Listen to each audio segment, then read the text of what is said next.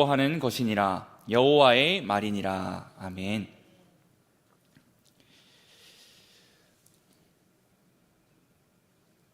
네, 어느덧 2022년도 열흘을 채 남겨두지 않았습니다. 여러분에게 2022년은 어떤 한 해였습니까? 누군가에게는 잊지 못할 즐거움과 추억으로 가득했을 것이고, 또 누군가에게는 말할 수 없는 큰 슬픔과 아픔이 있었던 그런 해이기도 할 것입니다. 그렇다면 다시 한번 질문해 보겠습니다. 하나님의 성도로서, 서울시민교회 성도로서 여러분의 2022년은 어떠한 한 해였습니까? 올해 교회 표어가 무엇인지 잘 기억하고 계십니까? 이쪽에 적혀 있습니다. 네, 바로 세상의 빛입니다. 올 한 해 우리는 하나님 앞에서 세상의 빛으로 살아갔던 성도였습니까? 그렇지 않다면 세상과 별반 다를 게 없는 그런 사람이었습니까? 마태복음 5장 14절, 15절 제가 읽어보겠습니다. 너희는 세상의 빛이라. 산 위에 있는 동네가 숨겨지지 못할 것이요 사람이 등불을 켜서 말 아래에 두지 아니하고 등경 위에 두나니 이러므로 집안 모든 사람에게 비치느니라. 방금 제가 읽었던 이 말씀에서 등불을 말 아래에 두었다라고 하는 이 표현이 있는데요, 이 표현은 큰 바구니로 등불을 덮어두었다라고 하는 뜻입니다. 그러면 빛이 보일까요? 큰 바구니로 등불을 덮으면 빛이 보이겠습니까?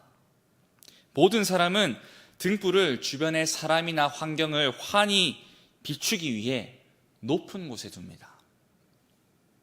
진짜 교회는, 진짜 성도는 빛을 비추려고 막 발악을 하는 것이 아니라 저절로 산 위에 있는 동네처럼 숨겨지지도 않고 또 세상 모든 사람에게 복음의 빛을 비춘다고 말씀하고 있습니다. 한 해를 마무리하는 이 시점에서 우리는 다시 한번 이 말씀을 생각해 볼 필요가 있을 것 같습니다. 비록 온전히 세상의 빛으로 살아가는 데는 실패했을지 모르지만 우리 아버지 하나님께서는 끊임없이 우리가 하나님의 말씀을 따라 살기를 원하십니다. 그리고 이것은 예수를 믿는 자, 특별히 예수님께서 이 세상에 오신 것을 믿는 자들에게는 당연한 것임을 잊어서는 안 될 것입니다. 그렇게 말씀을 따라 세상을 살아가는 성도들은 자연스레 빛 대신 주님을 따라 세상의 빛으로 살아간다라고 하는 이 말씀을 잊지 마시기를 바랍니다. 오늘 본문 스가랴서는 바벨론에 잡혀갔던 이 이스라엘 포로, 유다 포로들이 다시 예루살렘으로 귀환한 이후의 삶을 그려내는 성경입니다. 그래서 조금 배경 설명이 길 수도 있을 것 같습니다. 약 70년의 세월 동안 하나님의 백성들은 머나먼 이방 땅에서, 그것도 포로인 신세로 고국을 그리워하며 살아야만 했습니다.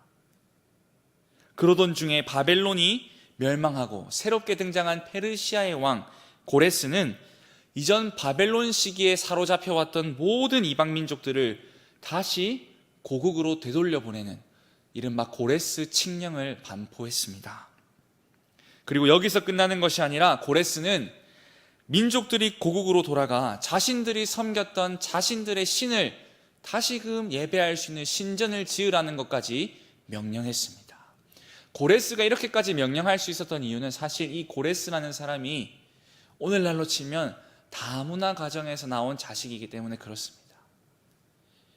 여하튼 그렇기 때문에 유일신 여호와 하나님을 섬기는 이 이스라엘 백성들은 그렇게 그리워하던 예루살렘에 돌아와서 완전히 파괴되었던 성전을 다시 재건할 수 있었던 것이지요. 이스라엘 백성들에게 이 성전이라고 하는 이 의미는 굉장히 특별했고 굉장히 큰 것이었습니다. 솔로몬이 성전을 짓고 봉헌하던 그때에 성경은 구름으로 임하신 하나님의 영광이 성전 안에 충만했다라고 말하고 있습니다. 그리고 이곳에서 이 성전에서 이스라엘 백성들은 하나님을 만날 수 있다고 생각했었습니다. 성경을 잘 보면 다니엘 또한 자신의 목숨이 그 위태로운 그 상황 속에서도 예루살렘을 향한 창문을 열고 하루 3번 기도했다고 되어 있지 않습니까?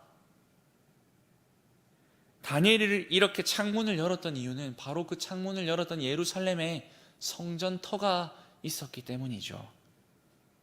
이처럼 포로가 된 모든 이스라엘 백성들은 그 성전에서 하나님께 예배했던 추억을 생각하며 끝없는 절망 가운데 이 포로기의 시간 70년을 보냈을 것입니다.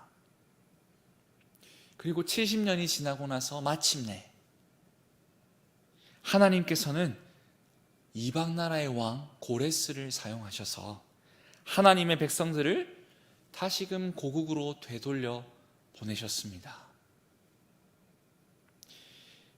이때 백성들의 마음이 얼마나 설레었겠습니까? 고국으로 다시 되돌아갈 뿐만 아니라 예루살렘 가운데 늠름하게 서 있었던 그 성전에 가서 다시 하나님께 제사를 드릴 생각을 하니 마음이 굉장히 벅차올랐을 것입니다. 고국으로 돌아간 그들은 무엇보다 다시 성전을 지어야겠다 라고 하는 이 뜻을 함께 했습니다. 되돌아가자마자 열심히 성전을 짓기 시작하고 성전에 기초를 쌓아 올렸습니다. 그런데 이 기초만 다져진 성전은 당시 계속해서 이스라엘 땅에 남아있던 사마리아 사람들의 방해로 더 이상 건설이 중단되어 버리고 말았습니다. 성전의 기초만 공사가 끝났는데 성전은 올라가지 않은 거예요. 그렇게 이 공사가 중단된 지도 무려 약 15년이 지나가 버리고 말았습니다. 성전의 기초만이 완성되고 15년이 지난 바로 이때에 등장한 선지자가 바로 오늘 본문에 등장하는 스가랴 선지자입니다. 이스라엘 백성들, 스가랴는 학개와 더불어 이 이스라엘 백성들을 향해 오랫동안 중단된 성전을 재건해야 한다 라고 목소리를 높였던 하나님의 선지자였습니다. 특별히 그는 무엇보다도 성전을 재건하는 것이야말로 하나님과 백성의 관계 회복에 미치는 영향이 굉장히 크다고 생각했습니다. 자, 그런데 하나님께서는 이 스가랴를 통해 백성들에게 성전을 재건하라고 말씀하시기 전에 다른 말씀을 먼저 하시는 것을 알 수 있습니다. 스가랴서 1장 3절 말씀입니다. 그러므로 너는 그들에게 말하기를 만군의 여호와께서 이처럼 이르시되 너희는 내게로 돌아오라. 만군의 여호와의 말이니라. 그리하면 내가 너희에게로 돌아가리라. 만군의 여호와의 말이니라. 내게로 돌아오라. 4절을 보면 또 이렇게 되어 있습니다. 너희 조상들을 본받지 말라. 이러한 스가랴의 외침은 사실 낯선 것이 아닙니다. 스가랴 당시의 사람들은 포로기 이후의 사람이지 않습니까? 포로로 잡혀가기 이전에도 하나님께서는 수많은 선지자들을 이스라엘과 유다 땅에 보내셔서 내게로 돌아오라고 계속해서 촉구하셨었습니다. 악한 길에서 돌이켜라. 다른 신들을 섬기지 말아라. 그러나 이러한 하나님의 명령을 지킨 백성들은 소수였습니다. 대부분의 사람들은 아무리 하나님께서 그들을 향해 절규하셔도 하나님의 외침을 듣지 않았고 하나님의 말씀에 순종하지 않았습니다. 그래서 하나님께서는 이 백성들을 징계하시기 위해서 그들을 70년의 긴 세월 동안 포로 생활을 하게 둔 것입니다. 그러나 안타깝게도 포로 시대 이전과 같이 포로 시대 이후의 이스라엘 백성들, 심지어 예루살렘으로 돌아와 성전을 재건하겠다라고 하는 이 사람들도 그 조상들과 별반 다를 게 없었습니다. 물론 그들은 성전 재건이야말로 하나님의 회복의 시대를 열어가는 신호탄이라고 생각했습니다. 하지만 성전이 재건되는 것이 중단되어 있는 이 상황에서 하나님께서 이 백성들에게 외치신 것은 내게로 돌아오라는 것이었습니다. 하나님의 성전을 열심히 짓고 있는데도 하나님은 성전을 잘 짓고 있다고 칭찬하시는 것이 아니라 오히려 내게로 돌아오라고 하시는 것이죠. 성전을 짓겠다던 그들의 목적은 너무나도 고상했는지는 모르지만 그 고상한 목적 가운데 하나님의 자리는 없었습니다. 백성들의 몸은 예루살렘에 돌아와 있었는지는 모르지만 그들의 삶과 마음은 여전히 하나님으로부터 멀어져 있었던 것입니다. 그리고 오늘 본문 8장입니다. 만군의 여호와가 이같이 말하노라. 너희 조상들이 나를 경노하게 하였을 때에 내가 그들에게 재앙을 내리기로 뜻하고 뉘우치지 아니하였으나 이제 내가 다시 예루살렘과 유다 족속에게 은혜를 베풀기로 뜻하였나니 너희는 두려워하지 말지니라. 이 두 절을 볼 때 해석이 잘 안 되는 부분이 있습니다. 그것은 바로 14절에 뉘우치지 아니하였으나 라고 하는 것입니다. 원문을 따라 14절을 해석하면 이렇습니다. 너희 조상들이 나를 경노하게 하였을 때에 내가 그들에게 재앙을 내리기로 뜻하고 이 계획을 바꾸지 않았던 것처럼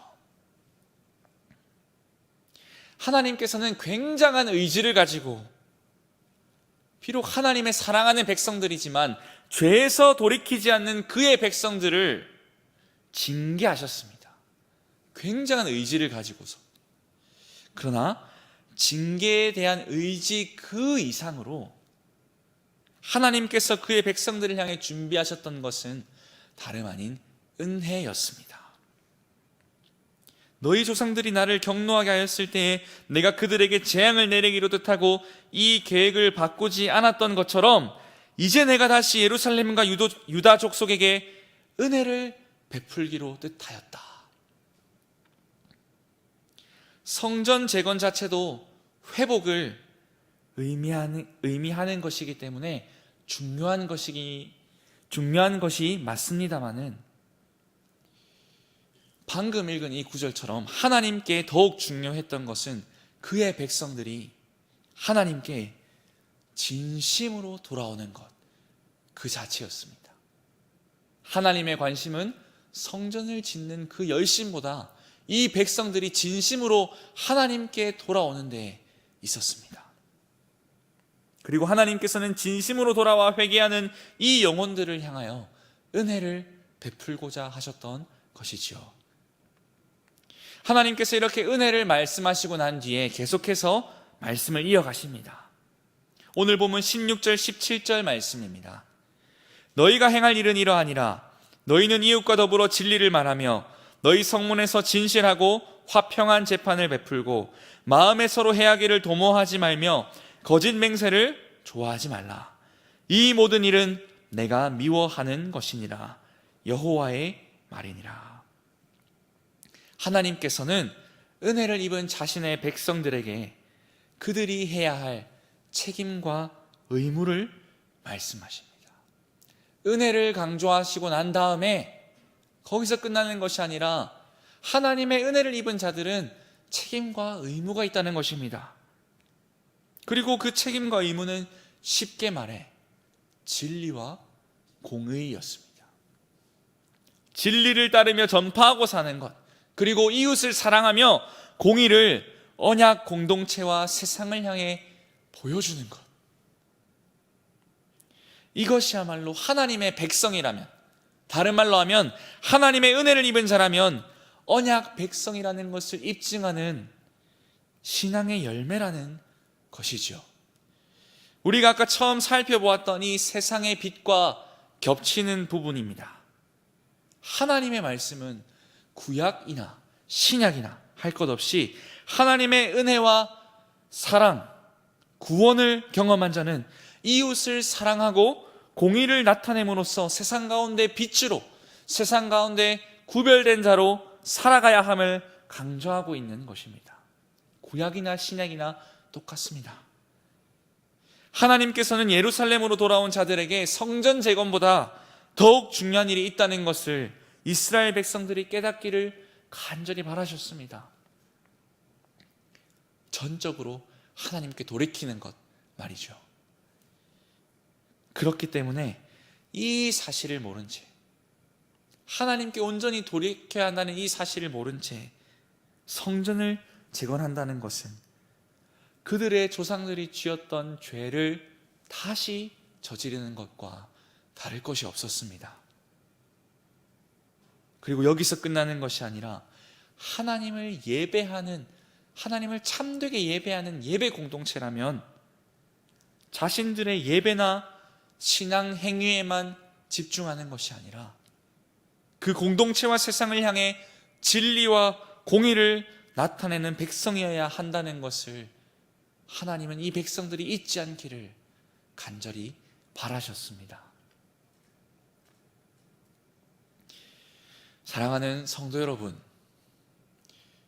우리의 2022년은 어떠했습니까?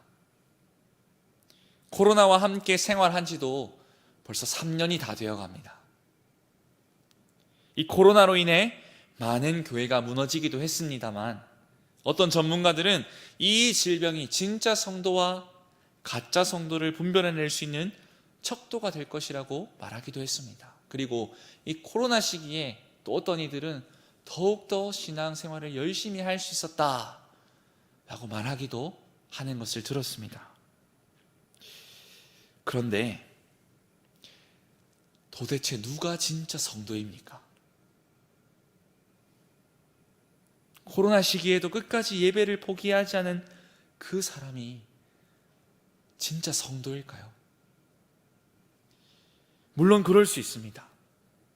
예배를 포기하지 않은 그 자가 진짜 성도일 수 있습니다. 그러나 예배에는 그렇게 목숨을 걸면서 정작 삶에서 예배를 통해 받은 은혜와 사랑을 나타내지 않는 사람을 가리켜서 진짜 성도라고 부르는 것이 과연 합당할까요? 어쩌면 이 코로나가 우리의 신앙을 합리화하는 데 사용됐는지 모르겠습니다. 그러나 하나님께서는 오늘도 말씀을 통해 우리를 향해 끊임없이 말씀하시고 계십니다.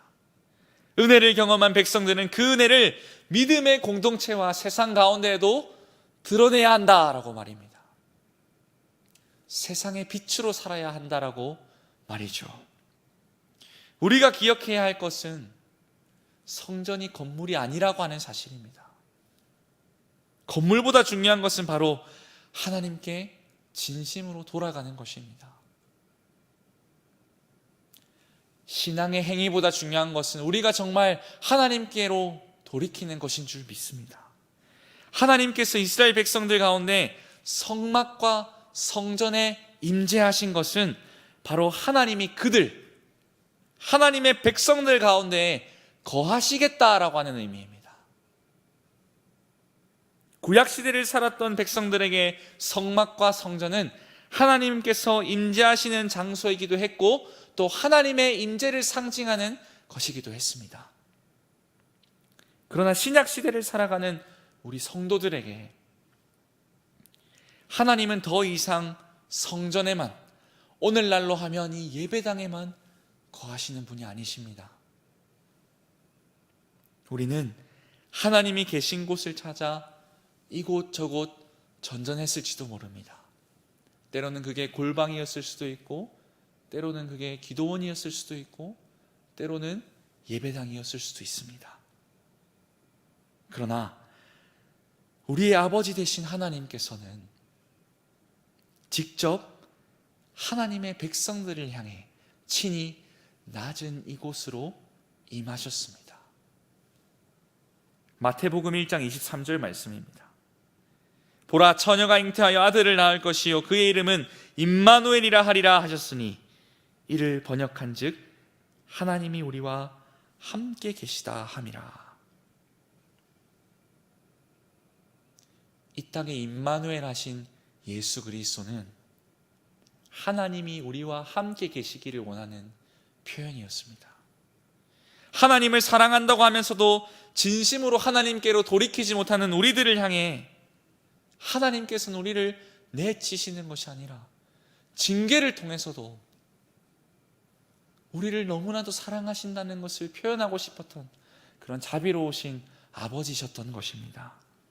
하나님의 자녀인 우리는 때로는 하나님의 뜻보다 우리의 뜻대로 신앙생활을 하고 또 우리 마음대로 이 세상을 살아갈 때도 있었습니다. 그러나 그런 우리에게 계속해서 은혜와 사랑을 부어주시면서 과연 하나님의 뜻대로 사는 것이 무엇인지를 보여주시는 그 아버지 하나님은 멀리 계신 것이 아니라 바로 지금 우리와 함께 계신 줄 믿습니다. 예수님께서 세상을 살면서 보여주신 것은 바로 진리와 공의의 삶이었습니다. 그리고 그가 사랑하는 자들, 곧 예수님을 믿고 따르는 자들을 향해 자신처럼 살기를 외치셨습니다. 죄 많은 이 세상을 이미 경험하신 그가 우리와 함께 계시기 때문에 우리 또한 언약 백성으로서 이 땅에서 진리와 공의를 보여주라고 세상의 빛으로 살라고 말이죠. 사랑하는 성도 여러분, 이제 우리는 2023년을 바라보며 또 내일 모레면 성탄절을 맞이합니다. 그저 세상이 좋아하는 방식을 따라 성탄절을 기억하는 게 아니라 적어도 여기 모인 우리 성도님들은 이번 성탄절 그 무엇보다 우리가 이 점을 기억했으면 좋겠습니다. 한번 따라해 보시겠습니까? 예수님께서는 우리와 함께 계시기 위해 이 땅에 오신 하나님이십니다. 아멘. 은혜를 베푸시기를 원하는 주님께서 지금도 우리와 함께 계신 줄을 믿으시기 바랍니다. 이 땅에 오셔서 우리와 함께 계시는 예수님께서 보여주신 그 믿음의 걸음을 따라서 이웃을 사랑하고 평화를 사랑하며 진리와 공의의 백성들이 되어야 함을 기억하는 또 그런 신앙을 살아내시는 모든 성도들이 되시기를 소망합니다. 이제 말씀을 맺겠습니다. 교회는 하나님을 예배하는 것을 그 목적으로 합니다. 그러나 이 예배는 단지 건물에만 국한되는 것이 아닙니다. 마치 예수님께서 건물에만 갇혀 있지 않으시고 친히 우리와 함께 계시기 위하여서 이 땅에 오셨듯이 말이죠. 진짜 예배자는 부르신 곳 어디에서라도 하나님을 예배하는 삶을 살아내는 자들인 줄 믿습니다. 남은 한 해 그리고 다가오는 한 해 더욱 주님 앞에 진실되게 예배하며 이 공동체와 세상을 향해서도 진리와 공의의 백성으로 살아가는 여기 모인 서울시민교회 모든 성도님들 되시기를 주님의 이름으로 간절히 기도드립니다. 아멘.